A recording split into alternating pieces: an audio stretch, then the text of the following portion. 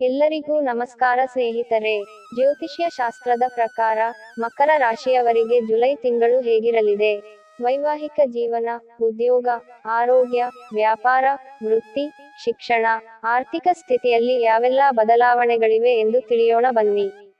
ಅದಕ್ಕೂ ಮುಂಚೆ ನೀವು ಇನ್ನು ಚಾನೆಲ್ಗೆ ಸಬ್ಸ್ಕ್ರೈಬ್ ಆಗಿಲ್ಲ ಅಂದ್ರೆ ಈಗಲೇ ಸಬ್ಸ್ಕ್ರೈಬ್ ಆಗಿ, ಹಾಗೆ ವಿಡಿಯೋಗೆ ಲೈಕ್ ಮಾಡಿ, ವಿಡಿಯೋ ಸ್ಕಿಪ್ ಮಾಡದೆ ಕೊನೆಯ ತನಕ ನೋಡಿ. ಮಕರ ರಾಶಿಯ ಜುಲೈ ಮಾಸ ಭವಿಷ್ಯ. ಇನ್ನು ಕೆಲವೇ ತಿಂಗಳಲ್ಲಿ 2ನೇ ಮನೆಯಲ್ಲಿ ಇರುವ ಶನಿ 3ನೇ ಮನೆ ಮೀನ ರಾಶಿಗೆ ಪ್ರವೇಶ ಮಾಡುತ್ತಾನೆ. ಅಲ್ಲಿಗೆ ನಿಮ್ಮ ಸಾಡೆಸಾತಿ ಸಮಯ ಮುಗಿಯುತ್ತದೆ. ಅಲ್ಲಿಂದ ನಿಮಗೆ ಅದೃಷ್ಟಗಳ ಸುರಿಮಳೆ. ಈಗ ಗುರು ನಿಮ್ಮ ರಾಶಿಯಿಂದ 5ನೇ ಮನೆಯಲ್ಲಿ ಇರುವುದು ಕೂಡ ಅದೃಷ್ಟವನ್ನು ತರುತ್ತದೆ. 5ನೇ ಮನೆಯಲ್ಲಿ ಗುರು, 3ನೇ ಮನೆಯಲ್ಲಿ ರಾಹು ಇಬ್ಬರೂ ಈಗ ನಿಮಗೆ ಬಹಳ ಅನುಕೂಲವಾಗಿದ್ದಾರೆ. ಹಣದ ಹರಿವು ಉತ್ತಮವಾಗಿರುತ್ತದೆ. ಈ ತಿಂಗಳ ಮೊದಲಲ್ಲಿ ಬುಧ ಹಾಗೂ ಶುಕ್ರ ನಿಮ್ಮ ರಾಶಿಯಿಂದ 7ನೇ ಮನೆಗೆ ಬರುತ್ತಾರೆ. ಇದು ಕೂಡ ನಿಮಗೆ ಶುಭಫಲವನ್ನು ಕೊಡುತ್ತದೆ. ಈಗ 15ನೇ ತಾರೀಖಿನವರೆಗೂ ಸೂರ್ಯ 6ನೇ ಮನೆಯಲ್ಲಿ ಇದ್ದು ಪರಾಕ್ರಮವನ್ನು, ಧೈರ್ಯವನ್ನು ಕೊಡುತ್ತಾನೆ. ಗುರುಬಲ, ರಾಹುಬಲ ಜೊತೆಗೆ ಸೂರ್ಯನ ಬಲದಿಂದ ಏನಾದರೂ ಅದೃಷ್ಟ ಒಲಿದು ಬರಬಹುದು. ಅವಿವಾಹಿತರಿಗೆ ವಿವಾಹಯೋಗ ಇದೆ. ಹೊಸ ಕೆಲಸ, ನೌಕರಿ, ಬಡ್ತಿ, ಪ್ರವಾಸ ಎಲ್ಲವೂ ಇದೆ. ಕೇತು 9ನೆಯ ಮನೆಯಲ್ಲಿ ಇರುವುದು ಶುಭವಲ್ಲದಿದ್ದರೂ ಗುರುವಿನ ದೃಷ್ಟಿ ಕೇತುವಿನ ಮೇಲೆ ಇದೆ. ಗುರು 5ನೇ ಮನೆಯಲ್ಲಿ ಇದ್ದು ಭಾಗ್ಯಸ್ಥಾನವನ್ನು ನೋಡುತ್ತಾನೆ. ಇದು ಕೂಡ ನಿಮಗೆ ಅದೃಷ್ಟ ಕೊಡುತ್ತದೆ. ಗುರು 5ನೇ ಮನೆಯಲ್ಲಿ ಇದ್ದು ನಿಮ್ಮ ರಾಶಿಯನ್ನು ನೋಡುತ್ತಾನೆ. ಹೀಗಾಗಿ ನಿಮಗೆ ನಾನಾ ತರದಲ್ಲಿ ಅನುಕೂಲಗಳು ಒದಗಿ ಬರಲಿದೆ. ನಿಮ್ಮ ಮೇಲೆ ಇರುವ ಒಂದು ಪೂರ್ವಾಗ್ರಹ ಅಭಿಪ್ರಾಯ ಬದಲಾಗಿ ನಿಮಗೆ ನೆಮ್ಮದಿಯನ್ನು ತಂದುಕೊಡುತ್ತದೆ. ಯಾವುದಾದರೂ ಒಂದು ಕೆಲಸ ಕಾರ್ಯಗಳಲ್ಲಿ ನಿರತರಾಗುವಿರಿ. ಮನಸ್ಸು ಒಳ್ಳೆಯದಾಗಿದ್ದರೂ ದುಡುಕುತನದ ಮಾತುಗಳು ವಿವಾದಕ್ಕೆ ಎಡೆ ಮಾಡಿಕೊಡುತ್ತವೆ. ಕ್ರಮೇಣವಾಗಿ ಹಣಕಾಸಿನ ಪರಿಸ್ಥಿತಿಯು ಸುಧಾರಿಸುತ್ತದೆ. ಎಂತಹ ಕಷ್ಟದ ಸಂದರ್ಭ ಎಂದರಾದರೂ ಸಹ ಯಾರಿಂದಲೂ ಸಹಾಯವನ್ನು ನಿರೀಕ್ಷಿಸುವುದಿಲ್ಲ. ಉದ್ಯೋಗದಲ್ಲಿ ಬಿಡುವಿಲ್ಲದ ಕೆಲಸವಿರುತ್ತದೆ. ವ್ಯಾಪಾರ ವ್ಯವಹಾರಗಳು ಮಧ್ಯಮ ಗತಿಯಲ್ಲಿ ಸಾಗಲಿವೆ. ಶೀತವಾಯುದೋಷವು ಬಹುಕಾಲ ಬಾಧಿಸಲಿವೆ. ತಂದೆಯವರು ಮಾಡುವ ಕೆಲಸ ಕಾರ್ಯಗಳಲ್ಲಿ ಅನಿವಾರ್ಯವಾಗಿ ಸಹಾಯ ಮಾಡುವಿರಿ. ಹಣಕಾಸು ಸ್ಥಿತಿ.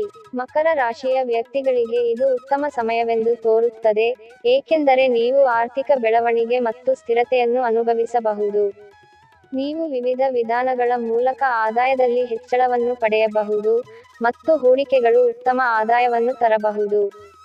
ದೀರ್ಘಾವಧಿಯ ಹಣಕಾಸು ಯೋಜನೆಯತ್ತ ಗಮನ ಹರಿಸಲು ಇದು ಸೂಕ್ತ ಸಮಯ. ನೀವು ಆಸ್ತಿ ಲಾಭಗಳನ್ನು ಪಡೆಯಬಹುದು, ಹೊಸ ವಾಹನವನ್ನು ಖರೀದಿಸಬಹುದು ಮತ್ತು ಗಂಡನ ಮನೆಯವರೊಂದಿಗೆ ಉತ್ತಮ ಸಂಬಂಧವನ್ನು ಕಾಪಾಡಿಕೊಳ್ಳಬಹುದು. ಒಟ್ಟಾರೆಯಾಗಿ, ಇದು ನೀವು ಕೆಲವು ಉತ್ತಮ ಆರ್ಥಿಕ ಪ್ರಯೋಜನಗಳನ್ನು ನಿರೀಕ್ಷಿಸಬಹುದಾದ ಅನುಕೂಲಕರ ಅವಧಿಯಾಗಿದೆ. ಪ್ರೀತಿ ಮತ್ತು ಮದುವೆ ಬಗ್ಗೆ ನೋಡೋಣ. ಮಕರ ರಾಶಿಯವರು ಸಂತೋಷ ಮತ್ತು ಸಾಮರಸ್ಯದ ಕುಟುಂಬ ಜೀವನವನ್ನು ನಿರೀಕ್ಷಿಸಬಹುದು. ನಿಮ್ಮ ಪ್ರೀತಿಪಾತ್ರರೊಂದಿಗೆ ಉತ್ತಮ ಸಮಯವನ್ನು ಕಳೆಯುವುದನ್ನು ನೀವು ಆನಂದಿಸಬಹುದು ಮತ್ತು ನಿಮ್ಮ ಮನೆಯಲ್ಲಿ ಸಾಕಷ್ಟು ಸಂತೋಷವಿರುತ್ತದೆ. ನಿಮ್ಮ ಕುಟುಂಬ ಸದಸ್ಯರು ಒಗ್ಗಟ್ಟಿನಿಂದ ಒಟ್ಟಾಗಿ ಕೆಲಸ ಮಾಡಬಹುದು ಮತ್ತು ನೀವು ಅವರಿಂದ ಪ್ರೀತಿ ಮತ್ತು ಬೆಂಬಲವನ್ನು ನಿರೀಕ್ಷಿಸಬಹುದು.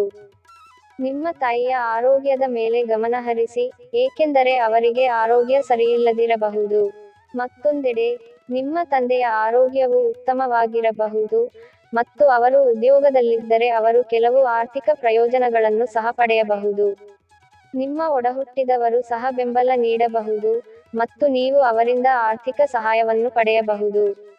ನಿಮ್ಮ ಒಡಹುಟ್ಟಿದವರು ಮತ್ತು ಸ್ನೇಹಿತರೊಂದಿಗೆ ನೀವು ಉತ್ತಮ ಸಂಬಂಧವನ್ನು ಹೊಂದಿರಬಹುದು ಮತ್ತು ನಿಮ್ಮ ಹಿರಿಯ ಸಹೋದರ ಅಥವಾ ಸಹೋದರಿ ನಿಮಗೆ ವಿಶೇಷವಾಗಿ ಬೆಂಬಲ ನೀಡಬಹುದು. ವೃತ್ತಿ ಭವಿಷ್ಯ. ಅನೇಕ ಮಕರ ರಾಶಿಯವರು ತುಂಬಾ ಕಷ್ಟಪಟ್ಟು ಮತ್ತು ಹೆಚ್ಚಿನ ದೃಢನಿಶ್ಚಯದಿಂದ ಕೆಲಸ ಮಾಡಬಹುದು. ನಿಮ್ಮ ಕಠಿಣ ಪರಿಶ್ರಮವನ್ನು ನಿಮ್ಮ ಮೇಲಧಿಕಾರಿಗಳು ಮತ್ತು ಸಹೋದ್ಯೋಗಿಗಳು ಪ್ರಶಂಸಿಸಬಹುದು. ನಿಮ್ಮ ಸ್ವಂತ ಕೆಲಸದ ಮೇಲೆ ಗಮನ ಕೇಂದ್ರೀಕರಿಸಿ ಮತ್ತು ವಿಚಲಿತರಾಗದಿರಲು ಪ್ರಯತ್ನಿಸಿ.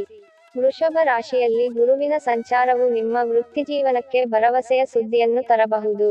ನೀವು ಕಂಪನಿಯಲ್ಲಿ ಕೆಲಸ ಮಾಡುತ್ತಿದ್ದರೂ ಅಥವಾ ನಿಮ್ಮ ಸ್ವಂತ ವ್ಯವಹಾರವನ್ನು ಹೊಂದಿದ್ದರೂ, ನಿಮ್ಮ ಕಠಿಣ ಪರಿಶ್ರಮದಿಂದ ನೀವು ಉತ್ತಮ ಫಲಿತಾಂಶಗಳನ್ನು ನಿರೀಕ್ಷಿಸಬಹುದು.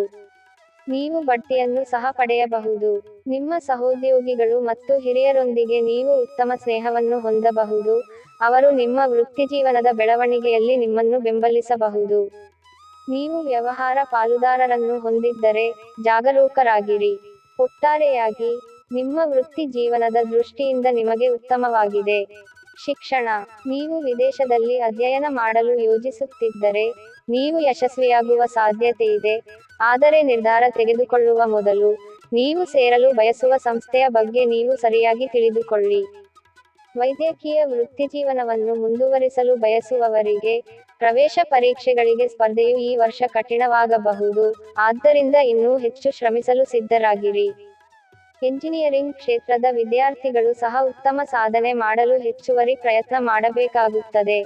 ನೀವು ಕಷ್ಟಪಟ್ಟು ದುಡಿಯುವ ವಿದ್ಯಾರ್ಥಿಯಾಗಿದ್ದರೆ, ನಿಮ್ಮ ಅಧ್ಯಯನ ಕ್ಷೇತ್ರವನ್ನು ಲೆಕ್ಕಿಸದೆ ನಿಮ್ಮ ಪರೀಕ್ಷೆಗಳಲ್ಲಿ ಉತ್ತಮ ಫಲಿತಾಂಶಗಳನ್ನು ನಿರೀಕ್ಷಿಸಬಹುದು. ನೀವು ಯಾವುದೇ ಸ್ಪರ್ಧಾತ್ಮಕ ಪರೀಕ್ಷೆಗೆ ತಯಾರಿ ನಡೆಸುತ್ತಿದ್ದರೆ, ಸಮಯವು ನಿಮಗೆ ಅನುಕೂಲಕರವಾಗಿ ಕಾಣುತ್ತದೆ, ಆದ್ದರಿಂದ ಅದನ್ನು ಹೆಚ್ಚು ಬಳಸಿಕೊಳ್ಳಿ ಮತ್ತು ಯಶಸ್ವಿಯಾಗಲು ಶ್ರಮಿಸಿ. ನೀವು ನಿಮ್ಮ ಶಿಕ್ಷಕರಿಗೆ ಗೌರವವನ್ನು ತೋರಿಸುತ್ತೀರಿ ಮತ್ತು ನಿಮ್ಮ ಅಧ್ಯಯನದ ಮೇಲೆ ಕೇಂದ್ರೀಕರಿಸುತ್ತೀರಿ. ಉನ್ನತ ಶಿಕ್ಷಣವನ್ನು ಮುಂದುವರಿಸಲು ವಿದ್ಯಾರ್ಥಿಗಳು ಅನೇಕ ಅಡೆತಡೆಗಳನ್ನು ಎದುರಿಸಬೇಕಾಗಿಲ್ಲ ಮತ್ತು ಯಾವುದೇ ಪ್ರತಿಷ್ಠಿತ ಸಂಸ್ಥೆಗೆ ಅರ್ಜಿ ಸಲ್ಲಿಸಬಹುದು. ಆರೋಗ್ಯ ಹೇಗೆ ಇರಲಿದೆ? ವೃಷಭ ರಾಶಿಯಲ್ಲಿ ಗುರುವಿನ ಸಂಚಾರವು ನಿಮ್ಮ ಪರವಾಗಿ ಕೆಲಸ ಮಾಡದಿರಬಹುದು. ಇದರರ್ಥ ನೀವು ಕೀಲು ನೋವು, ಹೊಟ್ಟೆಗೆ ಸಂಬಂಧಿಸಿದ ಕಾಯಿಲೆಗಳು, ನಿದ್ರಾಹೀನತೆ ಮತ್ತು ಕಣ್ಣಿನ ಸಮಸ್ಯೆಗಳಂತಹ ಕೆಲವು ಆರೋಗ್ಯ ಸಮಸ್ಯೆಗಳನ್ನು ಎದುರಿಸಬಹುದು. ನೀವು ಕೆಲಸ ಮಾಡುತ್ತಿರುವಾಗಲೂ ಸಹ ದಣಿದಿರಬಹುದು ಮತ್ತು ದುರ್ಬಲರಾಗಬಹುದು, ಮತ್ತು ನಿಮ್ಮ ದೇಹಕ್ಕೆ ಶಕ್ತಿಯ ಕೊರತೆ ಇರಬಹುದು. ನೀವು ಈಗಾಗಲೇ ಯಾವುದೇ ಆರೋಗ್ಯ ಸಮಸ್ಯೆಗಳನ್ನು ಹೊಂದಿದ್ದರೆ, ನೀವು ನಿಮ್ಮ ಬಗ್ಗೆ ಹೆಚ್ಚಿನ ಕಾಳಜಿ ವಹಿಸಬೇಕು ಮತ್ತು ನಿಮ್ಮ ವೈದ್ಯರ ಸಲಹೆಯನ್ನು ಪಡೆಯಬೇಕು. ಸದೃಢವಾಗಿರಲು ಆರೋಗ್ಯಕರ ಆಹಾರವನ್ನು ಸೇವಿಸುವುದು ಮತ್ತು ಯೋಗ ಅಥವಾ ನಿಯಮಿತವಾಗಿ ವ್ಯಾಯಾಮ ಮಾಡುವುದು ಅತ್ಯಗತ್ಯ. ಮಕರ ರಾಶಿಗೆ ಪರಿಹಾರಗಳು. ಪ್ರತಿದಿನ ನಿಮ್ಮ ಹಣೆಗೆ ಕೇಸರಿ ತಿಲಕ ಅಥವಾ ಶ್ರೀಗಂಧವನ್ನು ಹಚ್ಚುವುದರಿಂದ ನಿಮಗೆ ಅದೃಷ್ಟ ಮತ್ತು ಸಕಾರಾತ್ಮಕ ಶಕ್ತಿ ಸಿಗುತ್ತದೆ. ದತ್ತಿ ಸಂಸ್ಥೆಗೆ, ವಿಶೇಷವಾಗಿ ಅನಾಥ ಮಕ್ಕಳಿಗೆ ಸಹಾಯ ಮಾಡುವ ಸಂಸ್ಥೆಗೆ ಹಣವನ್ನು ದಾನ ಮಾಡುವುದು ಗುರುಗ್ರಹದಿಂದ ಆಶೀರ್ವಾದವನ್ನು ತರಬಹುದು. ಪ್ರತಿ ತಿಂಗಳು ಗುರುವಾರದಂದು ಅಗತ್ಯವಿರುವವರಿಗೆ ಬೇಳೆಕಾಳುಗಳು, ಬೆಲ್ಲ ಮತ್ತು ತುಪ್ಪವನ್ನು ನೀಡುವುದು ಸಹ ನಿಮಗೆ ಒಳಿತನ್ನು ಮಾಡುವುದು.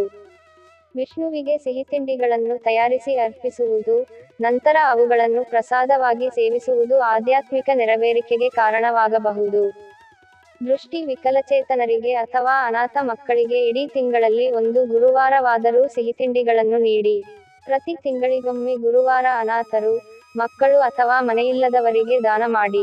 ಗುರುವಾರ ಮತ್ತು ಶನಿವಾರ ಮಾಂಸಾಹಾರವನ್ನು ತಪ್ಪಿಸಿ. ಸ್ನೇಹಿತರೆ, ಈ ಮಾಹಿತಿ ನಿಮಗೆ ಇಷ್ಟವಾಗಿದ್ದಲ್ಲಿ ದಯವಿಟ್ಟು ಶೇರ್ ಮಾಡಿ, ಲೈಕ್ ಮಾಡಿ ಮತ್ತು ನಮ್ಮ ಚಾನೆಲ್ಗೆ ಸಬ್ಸ್ಕ್ರೈಬ್ ಆಗಿ. ಎಲ್ಲರೂ ಭಕ್ತಿಯಿಂದ ಓಂ ಶ್ರೀಲಕ್ಷ್ಮೀದೇವಿ ನಮಃ ಅಂತ ಕಾಮೆಂಟ್ ಮಾಡಿ. ಧನ್ಯವಾದಗಳು.